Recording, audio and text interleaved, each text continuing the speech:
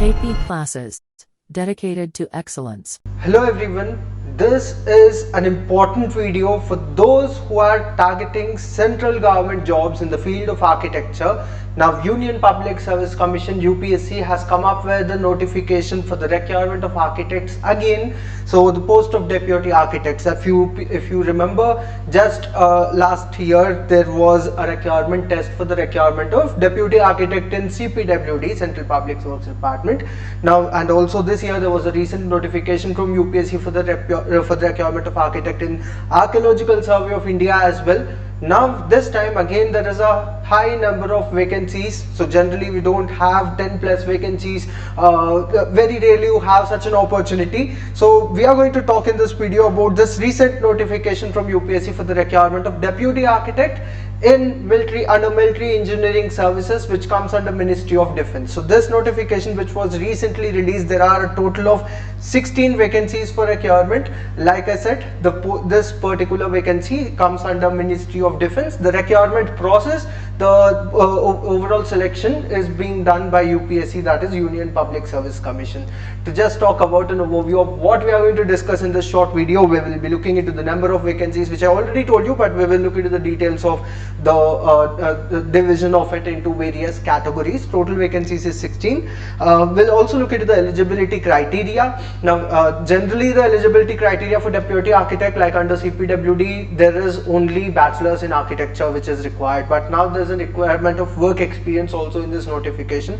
So we'll talk about the eligibility criteria, important dates, by when should you finish your application, what is the cutoff date to meet the eligibility criteria, and those details. We'll then look into the selection procedure, what is the expected process for the selection, and finally we will also discuss about the requirement test, the syllabus, the expected pattern, and how to prepare, and how we at KP classes, with our experience of helping students getting into various government jobs, including the recent requirement of UPSC for deputy architect in CPWD, our students did a wonderful, so we had a wonderful result this year. A huge number of students of ours have got into the interview round, and the results are expected very soon for the interview round as well. So once we have that, probably we will put out more videos with interactions of successful students too. So you can stay subscribed to this YouTube channel of ours of KP classes to be updated on GATE and other government jobs in architecture and planning. So let us look into the details of these pointers, starting firstly with the number of vacancies. So as per the official notification, you can check the advertisement number 7 of this year on the official website, which has been released very recently. So probably by the time of you watching this video, it has just been 1 day or so, or even not 1 day, that this advertisement was released on UPSC website. Fifth point, vacancy number you can see on the screen. So there are a total of 16 vacancies, like I said, for the post of deputy architect in military engineering services MES, which comes under Ministry of Defence. The reservation of the vacancies is this way: there are a total of 7 vacancies which are unreserved, and 2 posts are reserved for EWS category, that is economically weaker sections, and 4 of the vacancies are reserved for OBC category, 2 for SC, and 1 for ST category. Of these 16 positions, 1 of it will be reserved for the differently abled category 2. The pay scale as far as this vacancy, like the deputy architect position of CPWD, this also is a level 10 pay scale of the 7th pay commission. 8th pay commission is also expected very soon. I'm sure you people follow the news, and if 8th pay commission comes into place, the salary for level 10 is expected to drastically increase too. So it's a level 10 post on the pay matrix of 7th pay commission at this point of time. The post is a permanent position, it's a permanent post, and it comes under General Central Service Group A gazetted post, so which is considered to be a reputed position in the central government jobs. The headquarter for this particular vacancy or for this position is New Delhi. It would be obviously any central government job, the selected candidates are liable to serve anywhere across the country, but the headquarters for this vacancy, it is New Delhi.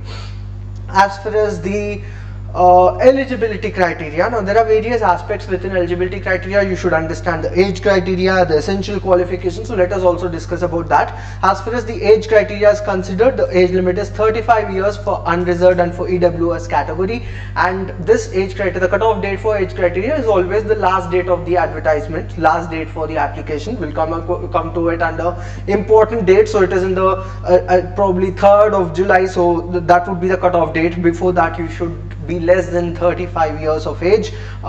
You need to also check the official notification. You can carefully go through it for the complete guidelines if you fall around the boundary of this particular age limit. 38 is the age criteria for OBC category. There are age relaxations for other categories too.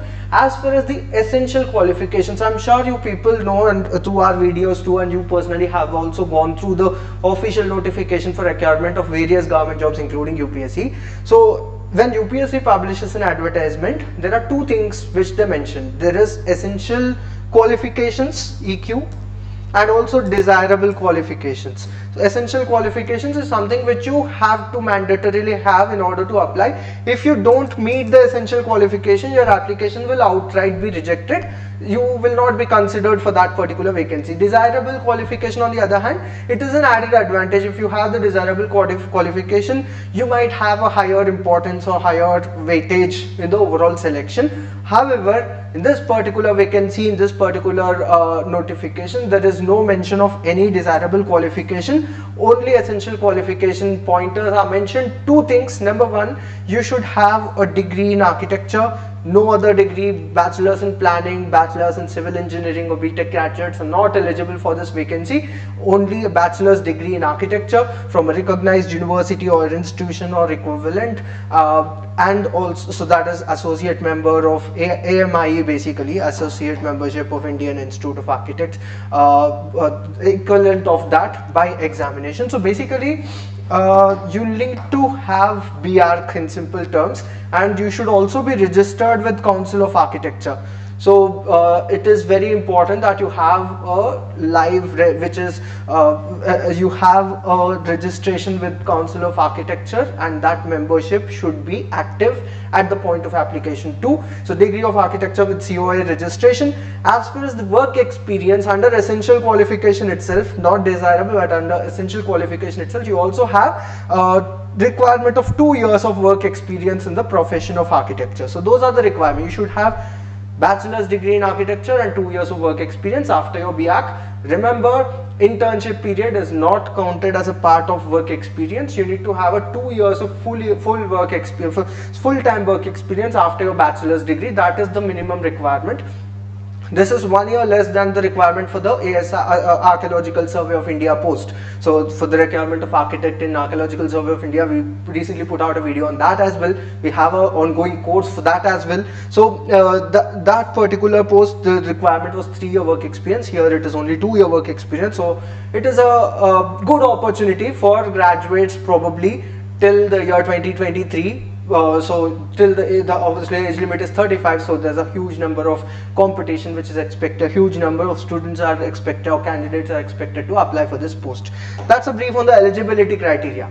Coming to the most important area, that is important dates, which everyone should make a note of and should not forget. Don't wait till the last date of the deadline. The online requirement application. So there's an ORA portal of UPSC. All the applications of UPSC examinations go through this online requirement application portal, ORA portal. So you will need to go and fill your application for this direct requirement under ORA through the website of this UPSC online .gov.in/ORA. The official notification, you will find it on the UPSC's website. Application is to be done through this ORA portal, and the application portal is already live by the time you're watching this video, 14th of June 2025. That's the time when you can start applying for the posts. The closing date for the application, the last date for the application to complete your application for the requirement through this ORA website is midnight of 3rd.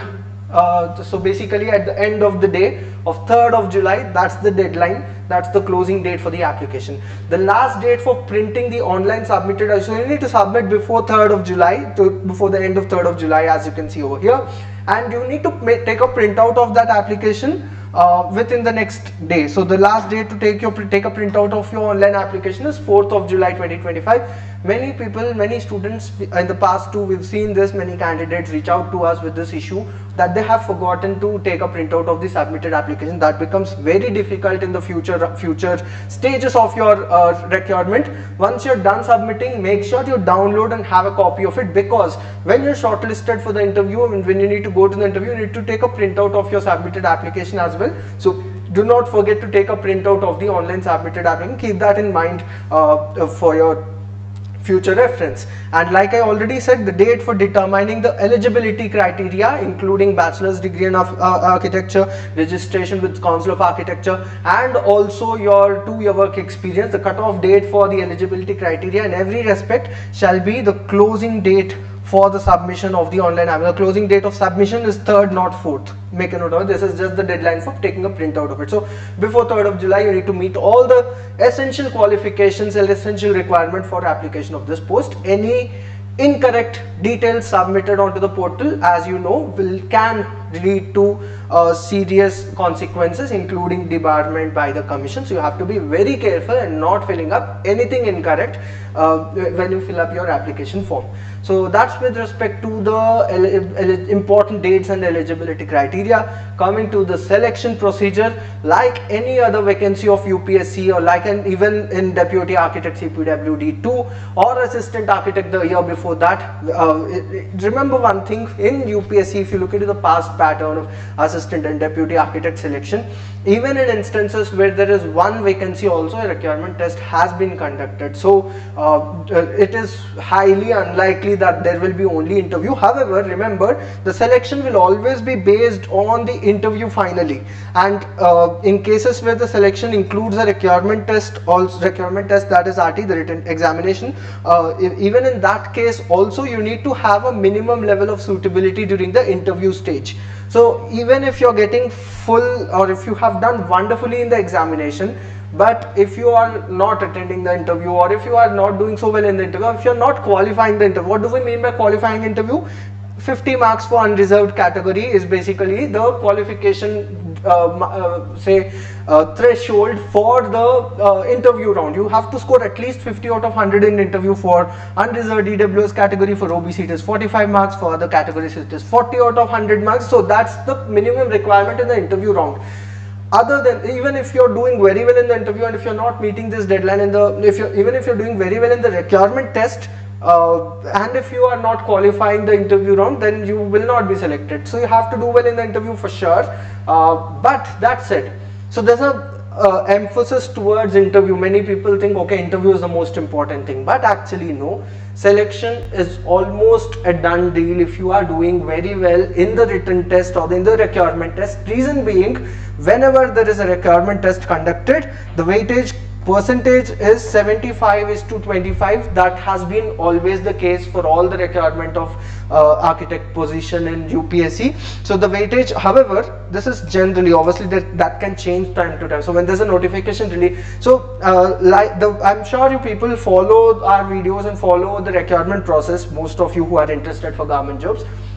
The UPSC's procedure, now they will just invite applications. Students have to fill in the application before 3rd of July. A separate notice will be released for the requirement test, for the syllabus. So that comes few months after the official notification, or few months after the completion of the application. So however, given the competitiveness of this examination, given the expansive syllabus you need to cover for the examination, we recommend students to right away start the preparation. Even last time when there was a requirement for a deputy architect in CPWD, a huge number of students have started the preparation right away, and most of them who were in our earlier batches of this exam, of this preparation, have successfully got shortlisted into the interview also. So earlier you start, you can distribute your efforts evenly, and you will develop that foundation, or basically the knowledge base you require to clear the examination. So it takes time, it's not a shortcut, there's no shortcut for such exams. Anyways, the weightage is always 75:25. So when a separate notice comes out for the requirement test, they will clearly write down what the weightage for the selection process is going to be. So 75% for weightage for the requirement test. That holds a huge significance in your overall selection. Now, understanding the pattern, now, last time when UPSC conducted an exam for Deputy Architect in Military Engineering Services was in the year 2018-19 basically, during 2018 to 19. That was the period where the selection went on, because the complete process will take few months, will take around 10 to 15 months of time for the complete process from notification till your till the point you complete you get your interview result. So this 1 year stretch, however, it is not something which is fixed. That is a general timeline, so don't expect that okay the exam is going to be after 1 year. No, there are instances of early examination as well. So be prepared. You should start your preparation at the earliest. And we at KP Classes are starting a batch for this particular live online classes batch for the Military Engineering Services Deputy Architect from 24th of this particular month, June. 24th of June is where our batch is going to start. So enroll into it at the earliest to kickstart your preparation through our live classes. We'll talk about the preparation pattern, but first let me talk about the syllabus and the exam pattern first. So the official syllabus, this is a snippet of the official syllabus of last year's Deputy Architect selection for CPWD, but the syllabus has been same for with very minor change. Probably data communication and computer network was not seen in the earlier syllabus. That was it. So very minor, I would say 1%, there's a 1% chance that there will be minor change in the syllabus, but more or less the syllabus has been same for last 10 years for all the requirement tests of architect for CPWD. Right away from 2014 till date, the syllabus has been same, almost same. The syllabus includes all the topics of architecture and some basics of planning too, for sure, because physical planning, as you can see, is also included in the syllabus. Architectural design, basic design, and also visual arts, computer applications in architecture, climatology, theory of architecture, data communication, computer networks related to architecture, acoustics, contemporary architecture, estimation and costing, physical planning, professional practice, interior design, landscape architecture, Internet of Things and its application, which is actually related to building automation system as well. This has been an area where students tend to have a sort of difficulty, and we have so those students who have also prepared last year for CPWD examination, we had a dedicated lecture for building automation system as well, because it is an area where students generally tend to face difficulty. So landscape architecture, and then earthquake resistant architecture, earthquake resistant structures, that is an important area too, with a good amount of 5 to 7 questions asked. Then you have urban design, construction management, ecology, environment, housing, conservation, building automation system, like I said, and NBC, and also building bylaws. Now building bylaws, so particularly the standards of the National Building Code, you cannot separately sit and start by hearting the standards of NBC. So what we do in our classes is the standards of NBC, we try to deal with those standards in the relevant subject. So whenever we take up at all, like for example, when we take up acoustics, some important standards related to it in the NBC National Building Code we discuss in that particular lecture. Standards related to climatology or climate responsive design, we study it in this particular lecture. So we divide the standards throughout the subject. So our focus is always a subject-based approach rather than point-wise approach, which has been proven wonderful for our past results and past candidates too. So you are in right hands if you start your preparation with a dedicated course, live online classes for this particular post of Military Engineering Services Deputy Architect. As far as the exam pattern, expected exam pattern, because like I said, there will be a separate notice for the exam pattern released by UPSC, but the expected pattern from past trends, there will be a 300 marks examination, which will be a 2-hour exam. Now last time when the exam was conducted, there were 120 questions, but in 2019 when the exam was conducted for Military Engineering Services, there were 100 questions. So there will be 100 or 120 questions.